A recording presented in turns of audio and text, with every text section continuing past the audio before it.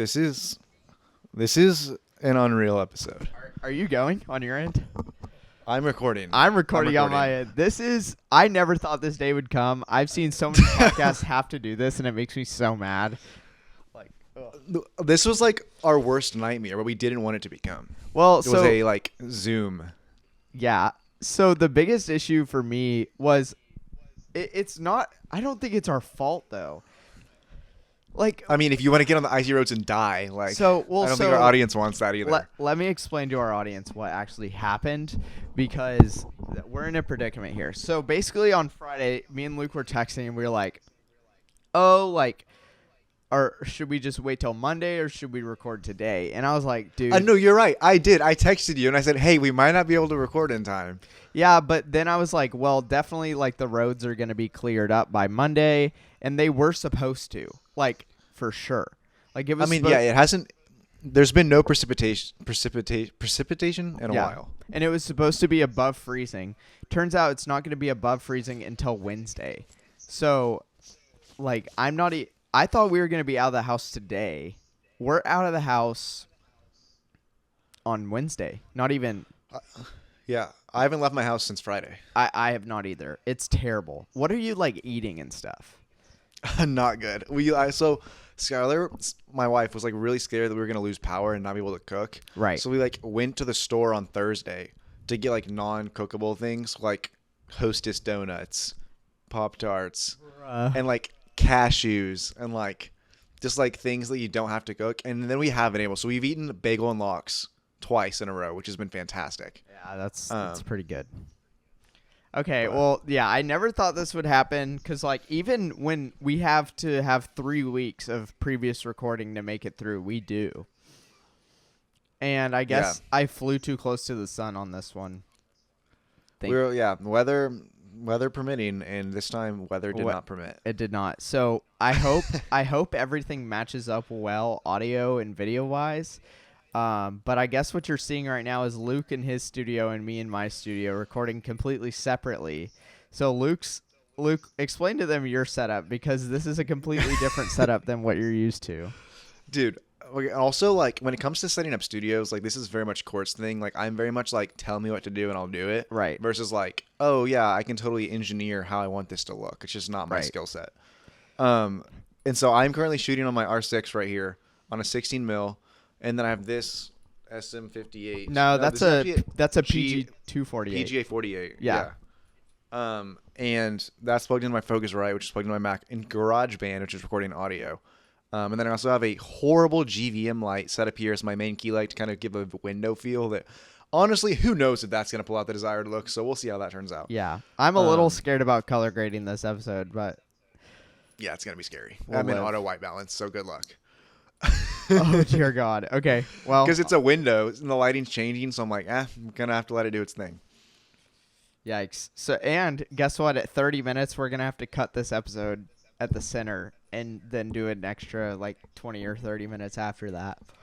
Yeah. Well, what setup are you running? Are you running kit lens, or what lens are you running? I'm 24-70 2.8. So right here, I'm looking at Luke. So this is my lens right here. You guys are on my R6. And then I have a magic arm onto my camera cage, which is holding a phone holder, which is holding Luke on FaceTime. And he's going into these headphones.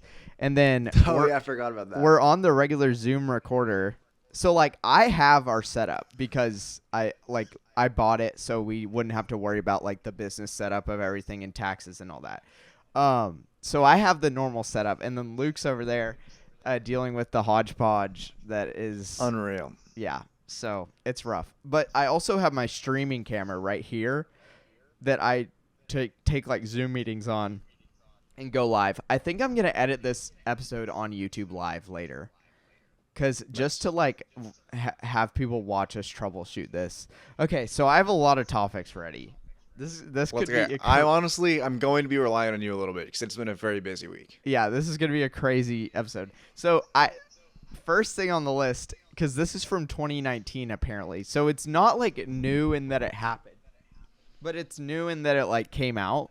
And it's the Glambot scandal. Dude, I literally saw a short on this the other day. I did not know he was such a jerk. Well, I don't know if he is a jerk. I just think like, so my thoughts. No. If you dealt with any of your clients that way, I would call you a jerk too. But there's two ways to look at it. And one is like, yeah, he should be able to charge $1 million in order to keep the luxury brand of it. Because like no one's going to walk into Louis Vuitton and be like, Louis Vuitton, will you come and do a display at my wedding? And they're not going to give you the price of all the bags that you want on the display. They're going to give you the price of what it would cost Louis Vuitton to take their image down like that. Like imagine, you know how we talk about like outdoor flash photography and how like people use it for their prom and it makes it look like really bad and like it just ruins it. That's like the same kind of vibe with the glam bot. Like imagine if the glam bot, which is like this iconic thing, turns into like the same thing as the 360 video spin around cameras that you have at your niece's birthday when she turns 15. You know, like, yeah. Do you get where I'm coming from? Like, I know I get what you're saying, but it's like also, mind you, I could be completely wrong. Maybe it really is a 15-person crew to run one camera. I think it's like 3 people. Surely 3 or 4 people can do it, but he's like, it requires 15 people, and I was like, that is. In his email, he said it's a 15-person crew. And I'm like, there's no way. Yeah, I mean, at that point, you're just hiring people to have friends. Because, like, I mean, I understand maybe setup would make sense. I guess you could have, like, maybe you have, like, someone running cam, someone running, like, focus pull, someone, like, actually engaging, like, bringing people to the camera. But you don't have to run focus pull. It's a robot arm. So it has... I swear sometimes it looks like they miss focus. Yeah, because that's why they have those people stand on the X. Because it's triggered like to the X. So like they keep the X in focus. And the robot they have choreographed moves programmed into the robot. So they can be like if you ever hear him say it, they're like, okay, let's do wide and tight to like close or whatever. You know, like let's do a wide to a tight or like a push in. Like, how do you think you get that gig in the first place? Was he big on TikTok before that? Oh, yeah. Dude, he's been big on TikTok or not TikTok. He was big before TikTok. He was big on Instagram. Like, he's been around probably since, like, 2017, 2016. Like, just doing glam bot. Only glam bot. That's all he did? Well, he used to be a photographer. Like, he used to be, like the same as, like, Sawyer Hartman or any of those other guys. Okay. But I think he was like a celebrity photographer, and then he was like, "Oh, well, what if I like bring the glam bot in?" Because like think about like what Marquez Brownlee does with his robot. It's the same thing. It's just he like markets it. 100%. I mean, he's in a good spot. But okay, so your consensus is that he is a jerk. I mean, yeah, the way he was just like, yes, because even if you like don't want to reveal your prices, there's ways to do it that's not like, I am mean. Also, I don't think $300,000 was that much. No, not. I thought he ranged at what, 100,000 to $1 million, or 10,000 to $1 million. Was 10,000 he could be to anywhere $1 in million. between there. And I was thinking, why would you do this for $10,000? Agreed. Like I understand that wedding photographers charge $10,000 sometimes. So you want a glam bot, it's at least 100. Not even more than that. Because for me, it's like a luxury brand. So it's not just like, and not even a luxury brand. It's more than that. Like way more than that. Because the average person shouldn't just be able to pull up on the street and be like, oh, like he's very selective with who he glam bots, right? Yeah, but From I mean, I've seen. if someone's reaching out to him, it's not going to be the average person. Obviously, the person that was in the email was not an average person. She's richer than he is. So like, no, of course, yeah, but I just don't think like anyone should be able to like get something like that. I mean, I agree. It's the same reason that like not everyone gets like access to like red carpets, like access to VIP lounges. Like it's reserved for some people. Because it ruins the whole point of it. I think it's less about like how much it actually costs to run it, which I think is what people are getting messed up about. I mean, on that note, though, a lot of things that feel exclusive, once you get in, you realize it's just run by people just like you and me. Exactly. Like, it's exactly. not... It's like, a lot of times, like, things that I got, whether it was, like, CMA Fest, Jingle Ball, and, like, you, like, talk with people directing it, you're like, dude, like, you don't know what you're doing either. Like, you're just, like, inviting me here, but like, you have no idea what you're doing. Right. So, Yeah. I don't know. I don't know how I feel about that because I always try and like take away the veil behind things. Like when I hire people, like I try and tell them like, hey, it's not that serious. But then like some people would think that's bad and unprofessional, but I just prefer honesty over that, I guess. Cuz like Yeah. think about like when I bring you guys to like help me shoot something. Like I'm always like, "Oh, hey, like it's not that serious. Like this is a good time to like practice stuff, not like a wedding where you have to be perfect." I don't know. Okay. I had an awakening kind of deal mentally, and I realized that I've been missing out my entire life is the Pelican case. Yeah. After 1 week of using it, my life is like actually genuinely changed. And one, I can never go back, and two, I don't know how I made it this long without one. And for everyone watching at home being like, I can't afford a Pelican case, just so you know, that is the reason I didn't buy one. And I waited until Christmas every year to even get one. And even the one that I got is not even Pelican. It's off-brand. It's Harbor Freight, which is a hardware store. Yeah.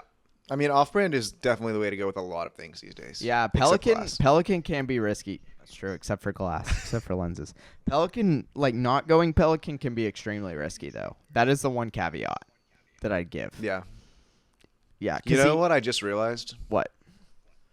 Now that we've done a Zoom episode, like people are gonna be like, "Dude, why don't you have me on and do a Zoom podcast? Like, you've done a Zoom podcast before." Yeah, we're not doing that.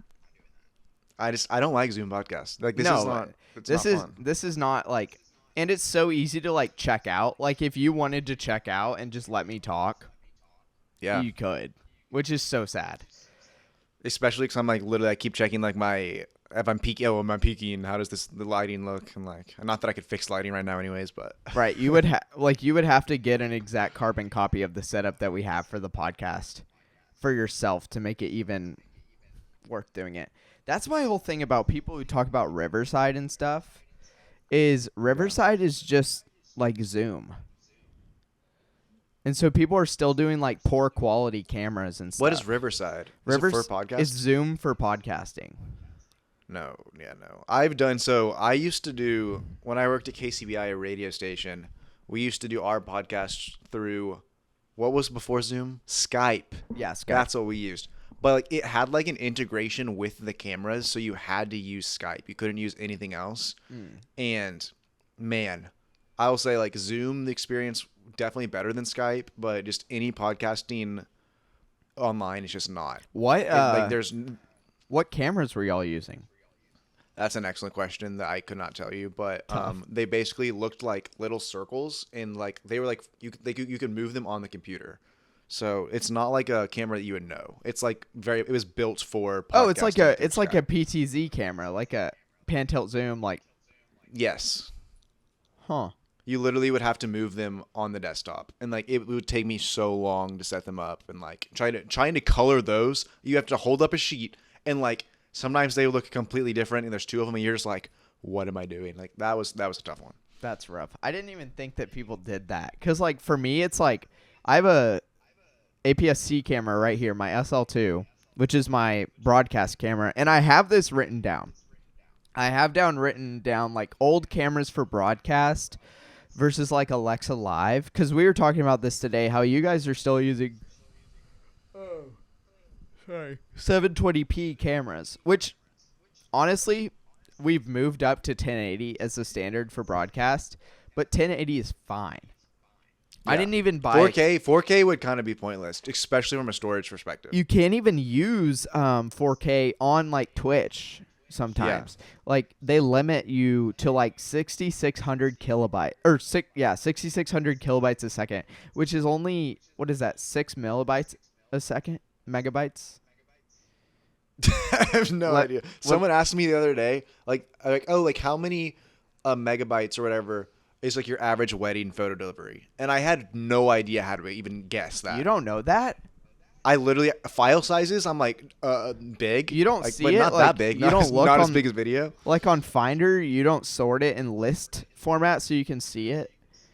I could, but also like megabytes versus millibytes versus. I don't even know that's a thing. Like I don't even know kilobytes. Okay, so for reference, our podcast, like if we did the full format of our podcast, it would have to be like 250 megabytes a second, which is Okay. insane.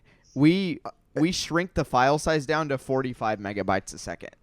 For photos, so I'm looking at some photos I just delivered, and I would say like on average it's like 13 megabytes Right. photo. Right. Okay. That's correct. I mean, So- some of them are 22. I don't know why all of a sudden it's 22. Oh, it's a lot more dynamic range, I guess. Maybe is that the word? It might just Like be what decides that? It's the same camera. Why is there 10 megabyte difference? I actually have no idea on that. I have no idea. And tune in next week, and we'll get back to you. Also, I'm going to stop my camera and restart it and put in a new battery because it's flashing, and I'm pretty sure if it dies, it'll delete everything we've done. Okay, but is that how it works? Like, if your camera dies while it's recording and it corrupts the file? Yeah, I think it deletes it. It doesn't save Okay. it. That's happened I'm to me. That's happened to me before. It's bad. Okay. I guess we'll get into some other stuff. Oh yeah, old broadcast cameras. So like, people are still using C100s, like the original C100, which only does 8-bit 1080 video, which Yeah. is like not great, but it has like all the full-size HDMI ports and whatever you need to get it out to the capture cards so that you can stream with it. And that's low-key like perfect because this SL2 doesn't have micro HDMI, which is what the R6 2 and 1 have, which is terrible. Why would you even put that on a camera? It has mini HDMI, which is like a thicker connection. It's not full-size HDMI, which is like way better.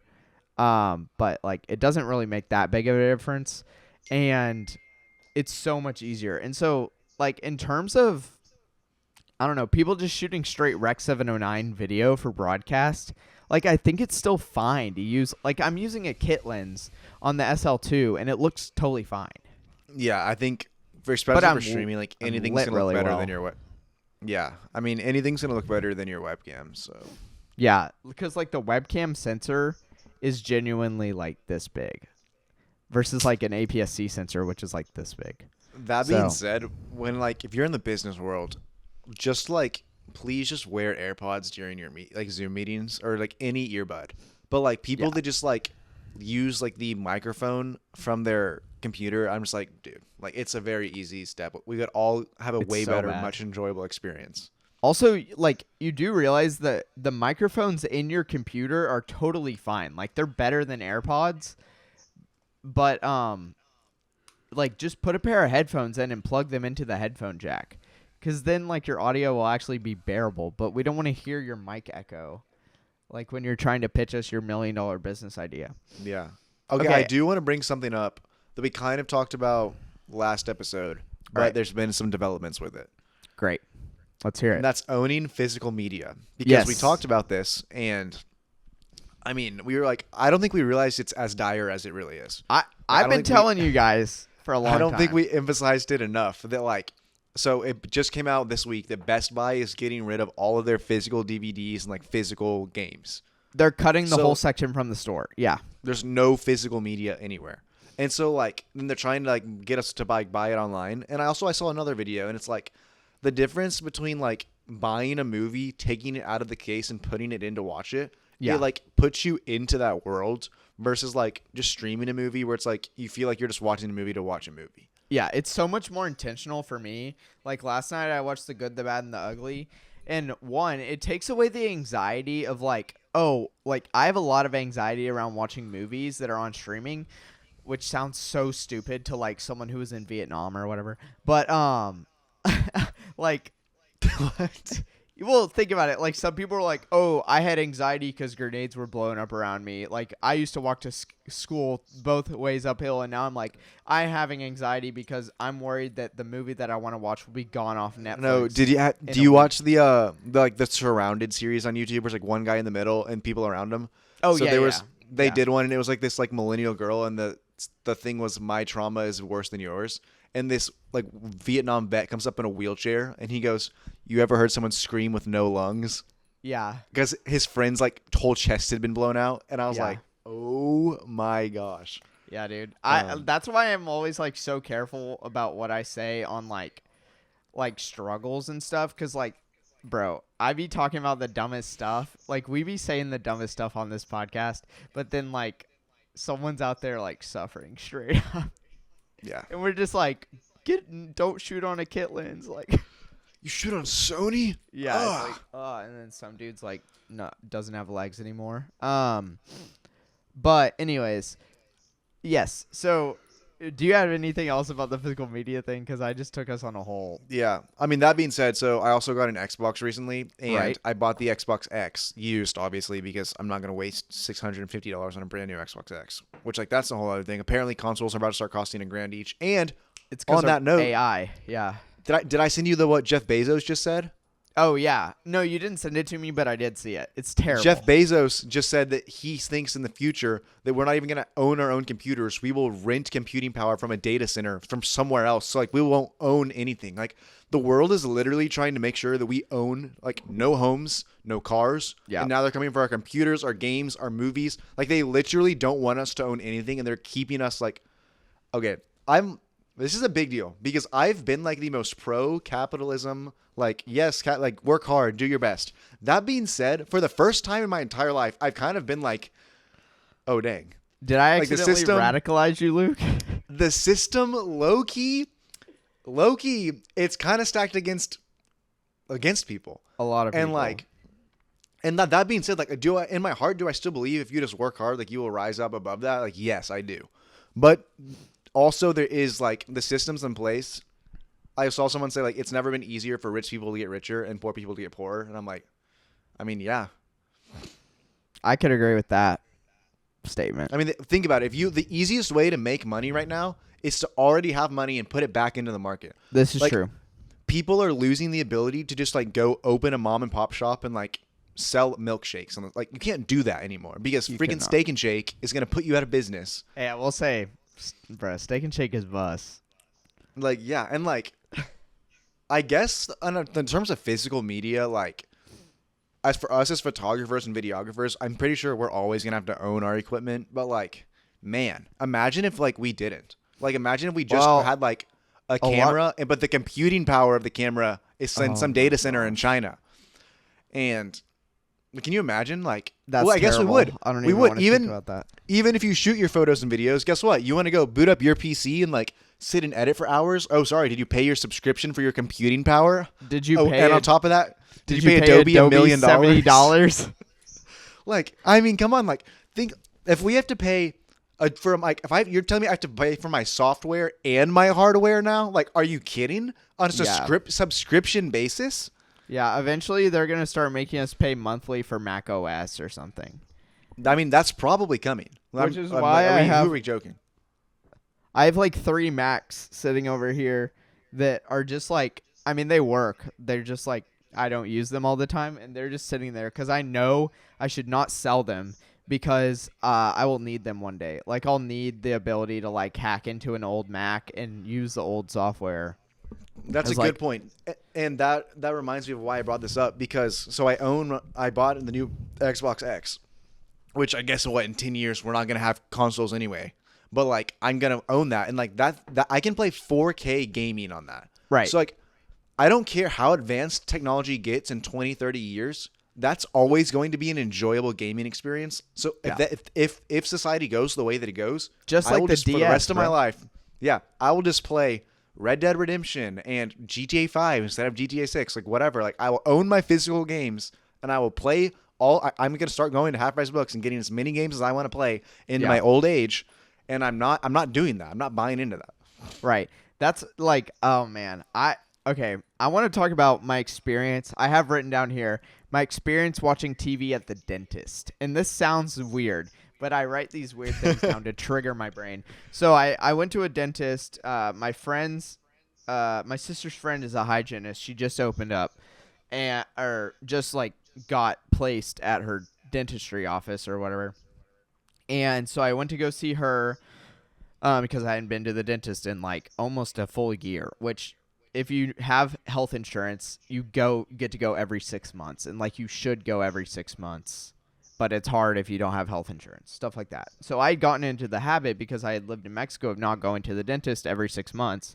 So it had been like a year, and so this is the first time this ever happened to me. Because I had been going to like the same dentist mostly my entire life. So I lay down, I look up, and apparently this is very normal, but they had a TV up on the ceiling. And I knew like a lot of surgery places have TVs. I've never seen that. Yeah. So like, okay, I'm not alone, but they had a TV and they were it was playing like some absolute trash television, which is fine because part of me as someone who has struggled to write, struggled to produce, struggled to film, having a TV show made and playing on TV, regardless of how bad it is, it is somewhat a feat. You know, like there should be, if you're a humble and talented person, you should be able to respect someone who put in the hours, put in the work, scripted it out, wrote it, made a TV show. Wait. Dude, like produced it well. Yeah, I mean, okay. It was. Remember that shark movie we watched, like Texas Shark 3? Like, come on. Yeah. Okay, it was It was acceptably good. Is my point. It was an outdoor show where these people went out and they looked at animals and they like said facts about the animals. Boring, very boring show. Basically unbearable to watch. But it was shot decently. Like it was shot on camcorders, or basically like like a regular, say like an FS7, back in the day, like a reliable camera, nothing really special about it, shoots 1080, 30, maybe not even shot in log, not even really color graded, Rec 709 footage. Whatever. They had decent audio. Like there was nothing wrong with the audio or anything. It was just the content of the show was so boring. And so it made me start thinking, like, what constitutes like that? Like, how are people getting funding for that? But then there's no funding for, like, independent artists making stuff. Like, why is it so hard for, like, these young filmmakers to get their funding to make something that's actually, like, shot, some would say, well, And I mean, you want to know my hot take? Yeah. Is that, like, if you have a good idea, it's not that hard to get funding. Like, people want to support good projects. And I feel like if you, like, I mean, it might take you a time, but if you were to, dedicate 12 months just to be like, I'm going to get my project funded, if it's a good idea, it will get funded. Okay. And I have nothing to say against that because, I've never tried, which I probably should. Well, let me give an example. So, when I was doing a ton more concerts, I mean, it's been a second since I've done concerts. I've kind of just gotten busy into other stuff. But when I was really involved in the concert world, I was in college, and mind you, I was in a very small fraternity, and I had this idea that like, oh, we should like host a concert and like sell tickets, right? And we didn't have the budget to do that. But I was like, in order to do that, we're gonna need to sell table sponsors. And we're gonna need a main sponsor, and I think it was like $10,000 to be the main sponsor, and then it was like $3,000 for to be like a name sponsor on the poster, and then like $1,000 just to have a table at the event. And the event didn't end up happening, so everyone ended up getting their money back. But we got the title sponsor and 2 of the 3 main sponsors, and we probably had like 6 or 7 tables sold. And so like, nice. But like, and that took us maybe 4 or 5 months. And that was with us trying to get the money together. We hadn't even picked a main artist, but it's like if you know people that are like believe in the vision and like, oh, you're gonna be able to sell the tickets, it's like, you're gonna be able to get the funding for it. Okay, that's an interesting take. I gotta. And the only reason it fell through is because DBU was in like, no, you're not allowed to do that. So we were like, oh, and so we gave the money back. But it would have been huge. Like it literally would have been a huge event, and it's like some kids were gonna put it together. So. Well, maybe we should look into doing more funding stuff. Cause like all I want to do is a live show for this. Like bad. Like how fun would it be if we, like our main gig was doing a live show for this, like basically every day maybe, or like that'd be lit. A few times a week, and we like planned it out really well and like had segments and stuff. And, I mean, that's definitely my dream for it. Yeah. It's like. I don't know. So I've also started doing a ton of YouTube stuff. Yeah. And I'm convinced now that like Mr. Reese is probably already doing that kind of stuff. Like, yes, like obviously he automatically shows up on the For You page, but when they were starting out, I bet you they paid to like boost certain things and like get it out. For instance, I'll give you the example. So I just boosted this video for a company, $1,400, got them 1,100 subscribers on YouTube, which is almost a $1 to one subscriber, which like sounds like it wouldn't be like that good. It sounds, but, like, to me, it sounded like, oh, that's bad. Yeah, but when you think about it though, like for the market that they're in, they make around it's like $9.80, let's call it $10 per 1,000 views on YouTube. So it's like, which that's high. It depends on what market you're in. That's I think extremely high. I think it depends on the market of like if you're in the entertainment market, it's probably lower, but they're not in the entertainment market. So the people that are paying to get on theirs is probably they're willing to pay more than the people that are paying to get on like, I don't know actually, because I'm sure to get on a Mr. Beast video, you pay a pretty penny. So what do you mean to get on it? So like when you create a YouTube ad, you can like target like what types of videos you want your ad shown on. And then I'm assuming that probably correlates to how much you pay per view. I guess I don't know actually, is YouTube pay per click or is it pay per view? Okay. So the average YouTube cost per million is $4 to $10. $4 for a million views? Hold on. No way. That's not it. That's not. Wait, it might be. I can't tell if it's cents per thousand or cents per million, because it says CPM. I would just that's cost per. Oh, cost per thousand views. Yeah. The average hovers around $3.50. That sounds right. $3.50 per 1,000 views. That's super good. It used to be pennies, dude. Yeah. It's still, I think YouTube could pay their creators more still, but alas, you run a business how you want to run your business. Longer format videos and seasonality, aka holiday videos, boost rates up. Let's look into this a little more. I'm gonna be real. When you're starting out on YouTube, you don't make money from YouTube. You make money from other sponsors. So right, and that's why a lot of people have Patreon. A lot of people do like.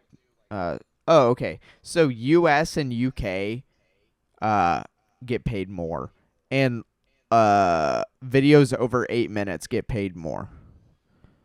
Yeah, that's interesting. And if you have a niche topic like finance, technology, health, real estate, like basically like educational content, that's why those like entertainment people are not making any money.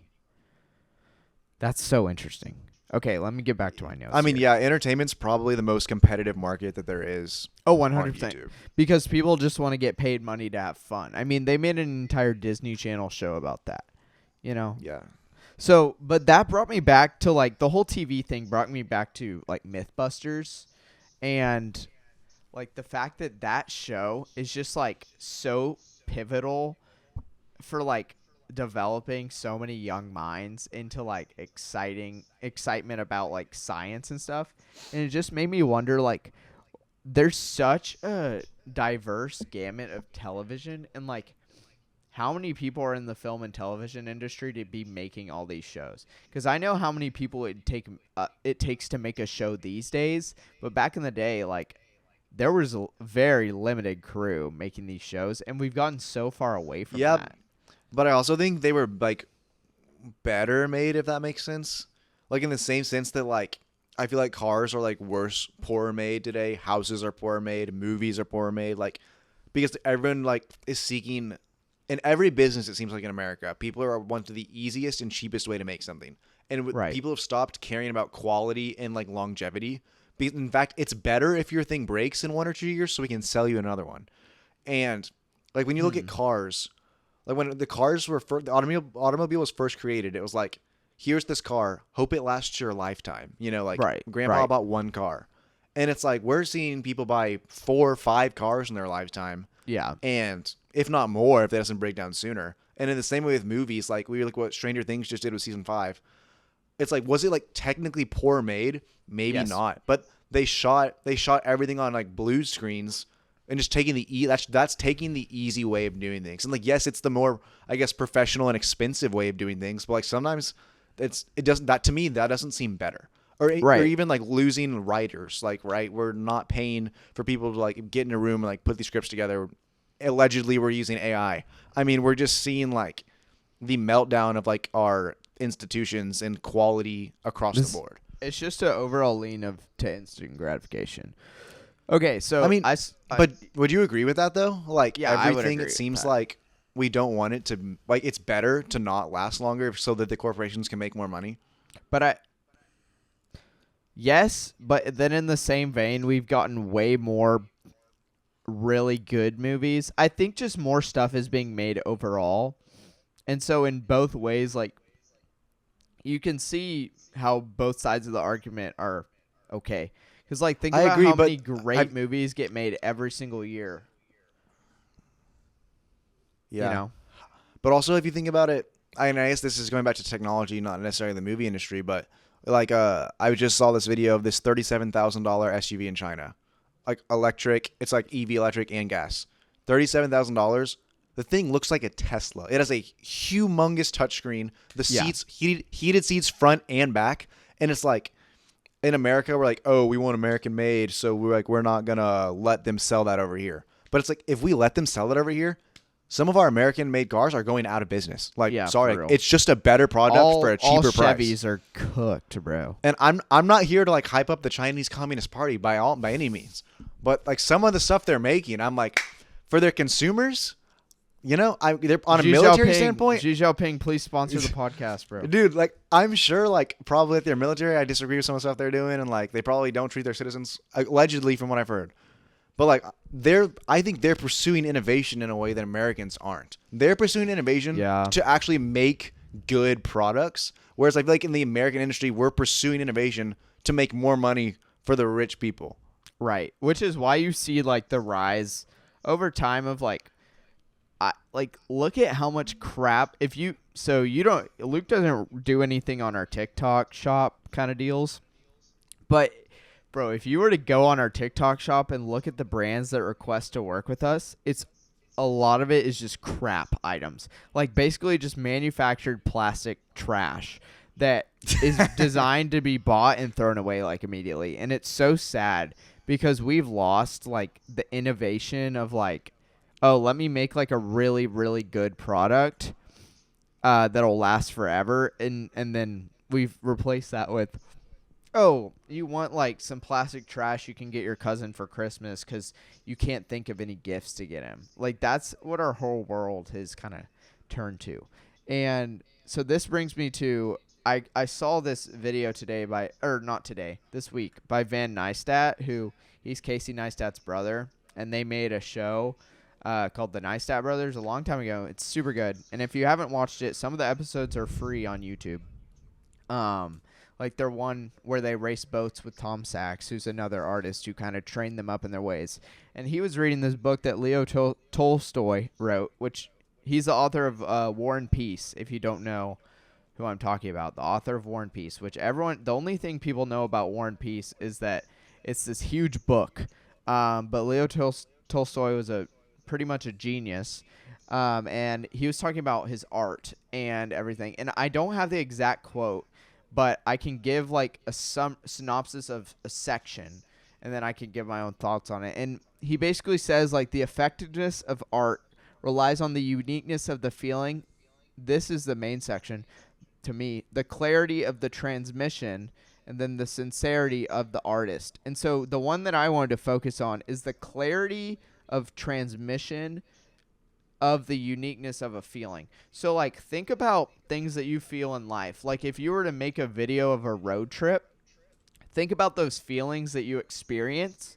And the highest form of art is making someone else who's watching or taking in your content, taking in your photo, taking in your video, feeling like they were there and experience those feelings. So like last night I watched the movie The Good, the Bad, and the Ugly.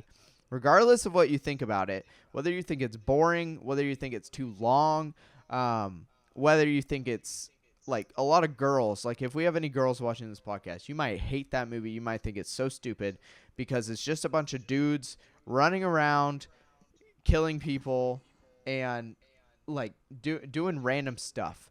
But the reality of that movie is you feel the experience that the character is feeling via the shots, via the like music in the movie, and regardless of like how simple of a plot line it is, how long the movie is, which are two things that some people might say make it not a great movie. The effectiveness of the art form is that you feel like you experienced traveling from that town, scamming those people, traveling to go find your brother and like torturing that guy, then going through the Civil War, ending part of the Civil War battle, and then winning it all by winning the money. And like, I'm not gonna spoil the whole movie, which I kind of just did. So spoiler alert in retrospect. But like, Luke, I want to get your thoughts on this because after reading the quote, like basically like art is the effectiveness of like feeling the transmission of feelings, that has changed my entire perspective on making stuff, and now I want to carry my camera everywhere even more and just try and make art with it instead of just making videos, because now I want to be able to, oh, I went on this trip with my family, let's transmit that art and see if it sticks to anyone. Let's make a video that translates that feeling to someone else's screen so they can feel the experience with me, and then that inherently is art. Yeah, I don't know. I've been thinking about that a lot all week, and I want to hear The what you art think. is just something that emotionally resonates with someone. Yeah, it's like art is, yes, the emotion.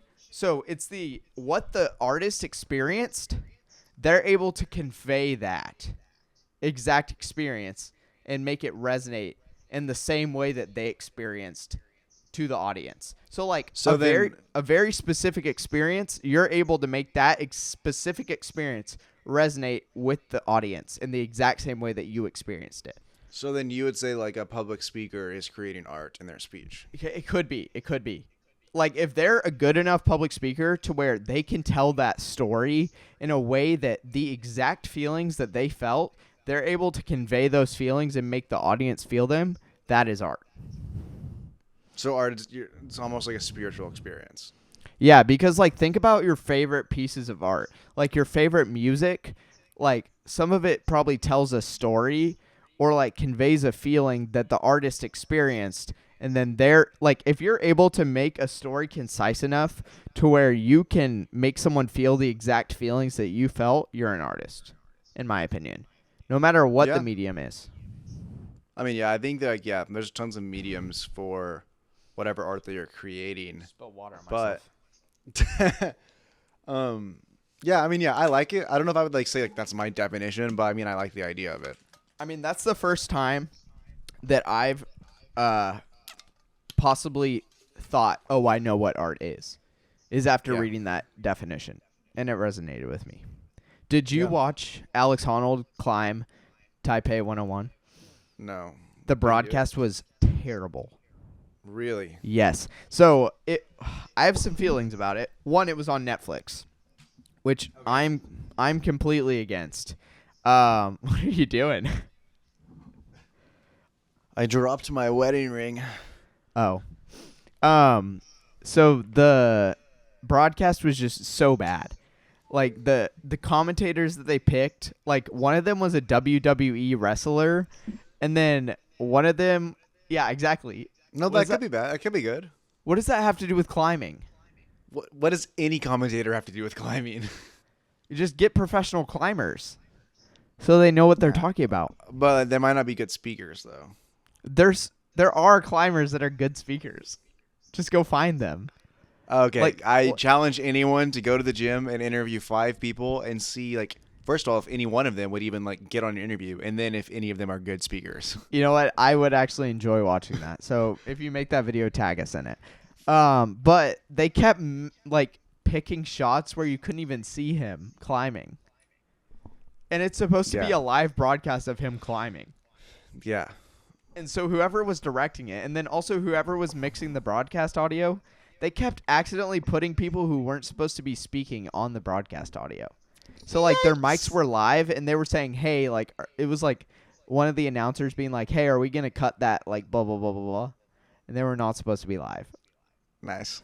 And I'm like, why? Like Netflix, if you went and changed stuff in Stranger Things, why wouldn't you take 5 minutes and go change that? Yeah. I didn't even know what was happening. I literally saw a YouTube short of someone making fun, like pretending that he fell. And that's all I knew about it. No, that's terrible. Okay, we do need to cut for your camera, right? Oh yeah, literally 30 seconds. Yeah, I've been watching. All right, ready? Also, how are you gonna like link this together? Because it's gonna be one thing but 3 videos. Well, okay, so Well, one audio. You gotta is go in your and cut it. audio like coming out of your camera? Like you have audio in your camera, right? I'm not gonna lie, I didn't look at it, but I'm sure it is. It's always auto does. recording audio, probably. Okay, Sure. well, if it's not, then we're screwed, and if it is, then we're fine. But yeah, I'm just gonna use my editing mastermind to cut it all up. It's so easy. This is gonna be like the easiest podcast ever. Not easier than our weekly. All right, get us episodes. into. Yeah. Get us into the. Okay, whatever you so want to. I want to make sure I get the name right.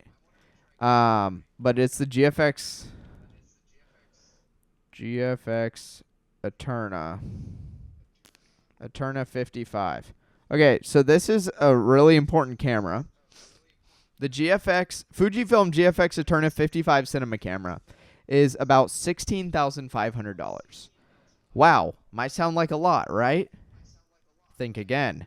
This is the cheapest camera. It is, dude, a freaking like large format sensor. The sensor is so big. It does open gate. It's a beautiful camera. It is straight up beautiful. It does like everything you need. It does open gate. It does all these different like formats and stuff. And it just got approval to be said like IMAX branding. So this is what they're talking about when they say filmed for IMAX. So I'm not talking about IMAX film because this is a digital camera. But when it says filmed for IMAX, so like they can show it on like an IMAX screen in the 1:4:3:1 ratio or the 1 to like 90:1 ratio. If you're a huge nerd, you know what I'm talking about. But basically, those are aspect ratios used by IMAX. And this, like, basically simplifies getting IMAX level movies into a camera. So you're never going to have the dynamic range of that 65 millimeter beautiful IMAX film. Obviously not. You're never going to have that grain, that warmth, that sheer beauty that you get out of those IMAX scenes in films like The Dark Knight or in Oppenheimer, like those fire scenes, the Odyssey. Like, you're never going to be able to get like just the range and beauty, but you can get audio. Your camera's silent. Anyone can buy this camera. You can go to B&H with your $17,000 and buy this camera today. It's not limited like, say, an Alexa is. Or Okay, let me just grab that. Yeah, straight up. Like, you could take a credit card and just go buy it. It's not a huge deal.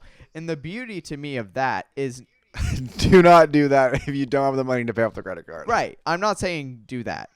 But like, I have a friend who will go unnamed. Dude was like, I was talking to the other day. He's like, yeah, like I have 2 credit cards that are just maxed out. I'm like living off my 3rd one right now. And I was like, I don't think it like processed. wait, text me to who that him? is.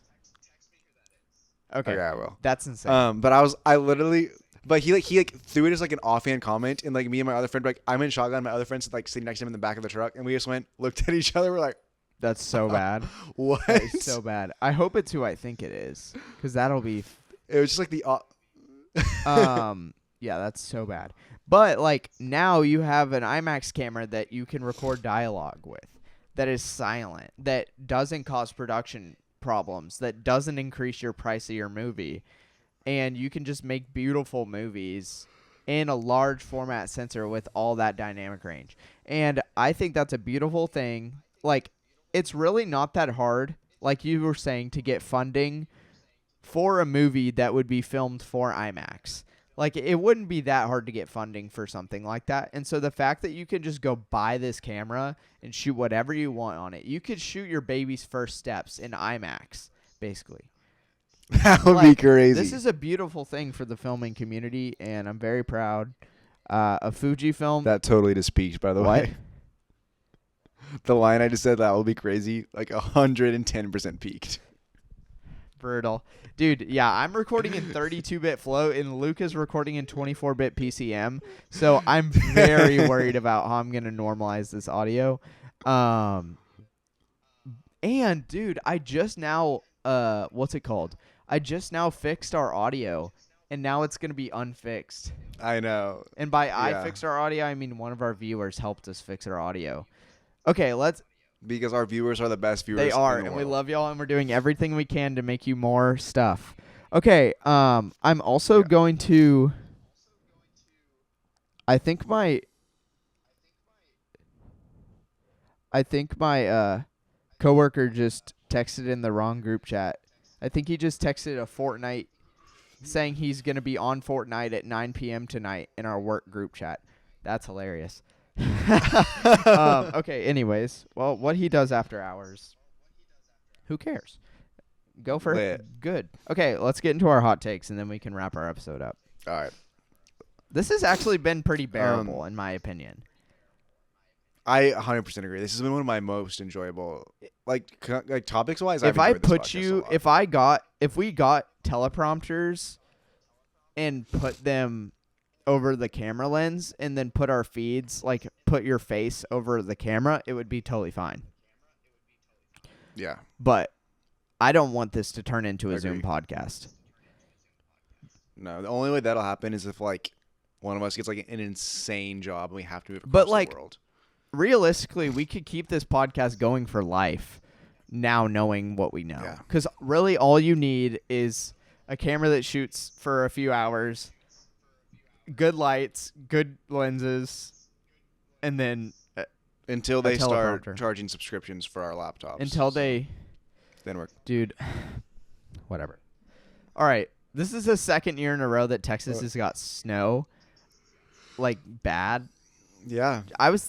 Not snow. This is straight ice. This is straight up ice. There's not even snow on the ground outside. It's just ice. Dude, have you seen people have been like on like shorts and stuff, like the amount of snow it took to like shut down Dallas, and it's like less than an inch. And I'm like, that's not snow. It is millimeters, like, but it's straight ice. I looked out the window today and I saw someone sliding in their car in front of my house. I did. Yeah. Okay, let's get into our hot takes because I do wanna get this episode up. So. Yeah. Okay. If you want a successful photography business, marketing matters more than your skill. Yeah, I would agree with that, and that's somewhere where I fall completely flat on my face every day. I agree. I think marketing, it's like you could be terrible, but if you're a good marketer, you're gonna. This is true. This is 100% true. Like, look at coming from my previous job, I can confirm that. Coming from people I worked with in my previous job, 100%. Think about. This is not saying that Bryant is a bad photographer. I'm not saying that in any way. I just want to say this as an example. Think of Booth by Bryant. Do you know about Booth by Bryant, the photo booth? You would know it if you saw it. But he makes those black and white photo booth images that every celebrity does. And he has a photo booth in L.A. And he used to bring it around to like parties or something, possibly back in the David Dobrik era and everything. And now he opened it to the public, and you can just pay to get a celebrity kind of look-alike vibe photo. And like every TikTok celebrity was using his black and white photo booth photo as their profile picture. And now Joe Schmo can walk up. It's like if the Glam Bot was like for everyone, you know? You could pay $10 and get it. And now there's lines around the block just to get a black and white photo booth photo of yourself. Like, I'm not saying he's a bad photographer because his work is good, but his marketing is genius, and that's it. That's all I got to say. Yeah. People focus on growing their gear when they should be focusing on growing their network. You're looking at him. I'm sitting in front of like 7 lenses on this desk right now. And could be sitting in front of 7 business partners. Millionaires to help me grow my business. Yikes. Yeah. Let's see. Client experience matters more than the final images. I don't know about that. I think it's equal. I think it can be said it's equal, but at the end of the day, you can be the nicest person on the planet. If your images are buns, I'm going to tell you, and you can be the meanest person on the planet, but if your images are amazing, I'm going to be happy with the images. I may not ever work with you again. Yeah. But Yeah. That's my thing is like, I don't, even if the experience is bad, at least like give me good final images. Because like, would you rather have a bad experience and good images? Because I would. I would. Like, if my wedding photographer was a total jerk, but they gave me bomb images, I would be so happy. Like, Yeah. I would even like say my wedding I photographer. would even say like, for wedding photography, like if you're the meanest person possibly ever. Wait, other way. If you're the meanest person possibly ever, but your photos are 10 plus, like best in the world, great. Be as mean as you possibly want. Yeah. Now, some people would say, oh, no, but it's your wedding day. You want to feel special. For me, blow my car up. If my wedding pictures are good, I don't care. You're forgiven. You know? Like, you could kill my dog. But if the wedding photos are bomb, you're forgiven. Possibly. Yeah. That was a crazy statement. Chat clip that. I'm just kidding. Let's see. Bro's geeked. You ever just like read through them and you're like, I'm not sure about that No. one. Oh, most people think that finding their style means picking a preset. Roasted. Dang. It is. I mean, I think a lot of times people do, but at the same time, if you shoot enough, you're going to realize that one preset doesn't This fix is all. true. This is true. Do you think Like I just did a engagement shoot and it was like in downtown and I literally went through like 6 of my presets, not a single one looked good, so I had to make 6 a or new 7. one. And I feel like that's a very common occurrence. Yeah. And I literally had to start from scratch. Yeah. And like starting from scratch It sucks does suck. sometimes, especially when you like waited to the last second to start editing Brutal. and then you're like, well, I have to start from scratch, and like it's a rough place to be. Yeah, that's tough. Sometimes it makes good images. Sometimes. All the time. What? Starting from scratch is the way to go. Yeah. Okay. I love how you set up like a wildly different image to what our podcast usually looks like. Like, I don't know. I'm just thinking about that right now. Like, you have a wide shot going. When we usually have very like wide. a 2-shot. Anyways. I mean, you can punch in probably. I might have to. Just make it look however you want. We'll see. Yeah, I'm sure you probably will. This is going to be an 8. But I feel like wider is the better, so you can do whatever you want. This is true. So. This is going to be an 8K podcast, by the way. Because I'm going to stack them next to each other. The file's going to be huge. Oh, yeah. Okay. Editing is more important than shooting. Yeah, I would say For video, for sure. And photo. Photo, Because photo, you can just crop and fix it. sometimes. But for video, editing can be way more important than shooting. Like if you're if you're a trash videographer, but you're a really good editor, you can make up for it. And I guess vice versa is true. Yeah, I would say, yeah. I guess you can just make up with your weaknesses by your strengths. And that's just the moral of the story. Everything that we say is just a weakness, and do you have to combat it with a strength? And that's the bottom line of this podcast. If you suck at something, you better be good at something else. Yeah. Learning how to shoot with a camera is a skill that won't get old, but you'll always have to learn how to edit. Yeah. Yeah. Your camera you'll probably change cameras several times in your lifetime. That and first time editing, you go back to baby steps. Yeah, but it's also like not only do trends in editing change, but like softwares change, like just like important things That's true. change. Software has changed a lot. You constantly have to keep learning in this industry, and like so I guess most industries aren't like that. Like if you're an accountant, you learn skills, and it's just this literally never Right. changes. It's Same with math. doctors. Same with lawyers. Well, lawyers, I guess it changes a little bit. Yeah, case by Yeah. case. All right. I could take a few more. Then I gotta. Oh, let's do 2 more. Make him good.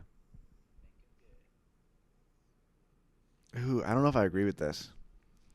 Heavy editing doesn't make you a bad photographer.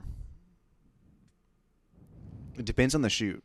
Bro, that's hard to say. That's hard to Sometimes- say. Because you said heavy editing, not over editing. Yeah. But I would lean towards thinking that means over editing. Over editing is always bad. But heavy editing? But do you think? But like, there's some people out there who can heavy edit and you don't know it's heavy editing. Like Vanity Yeah. Fair, Yeah, like that's Variety, Vanity Fair, Vogue, they heavily edit and you cannot tell, which is the sign of a good editor. In my opinion. Yeah. The riskier the content, riskier content does better than good content. That's true. Because remember what I said the other day, make something no one else can make. Like that's the beauty of like that's why some of those TV shows are so good that are just like they're not shot well, they're just insane. Yeah. Well, the best original content I feel like never gets seen because original content doesn't perform well on the internet. Oh, I guess you're right. Trends I guess do. that's why everyone like copies each other 24/7. Like Yeah, that's why it's just like mosh bubbles. yeah. Sad days. Well, I hope that All right, this has been our Zoom podcast. Hopefully we never have to do this again. One day we'll probably switch to this in our old age. But I hope not. Do you think you'll live in Texas forever? Because I fear know. the biggest issue. No, honestly, the biggest no. issue is I don't want to promise to our viewers that we'll never go to Zoom permanently. And by Zoom I mean not Zoom, like FaceTiming. Yeah. Guys, here's the deal. If our viewers want us to never do that, to never like do Zoom, then we just need to blow this thing out of the water. Let Cort and I build the complex, build the IMAX theater for you guys. We'll have an entire complex that we'll live on separately that we can bring people to. Library. There's going to be a that's- library. There's going to be an IMAX theater. There's going to be a Dolby theater. There's going to be open mic comedy stage. Yeah. We can An entire digital media, just anything you could want. you can have your own studio in our place. You can rent our studio. Okay. All right, Skylar's ready to play Fortnite, so I gotta go. All right, see you, buddy. I'll edit this. Wait, no, you have to send me this stuff first. Export it. Okay. Yeah, I'm gonna need you to I'll walk you me through that. Okay, we'll end the podcast.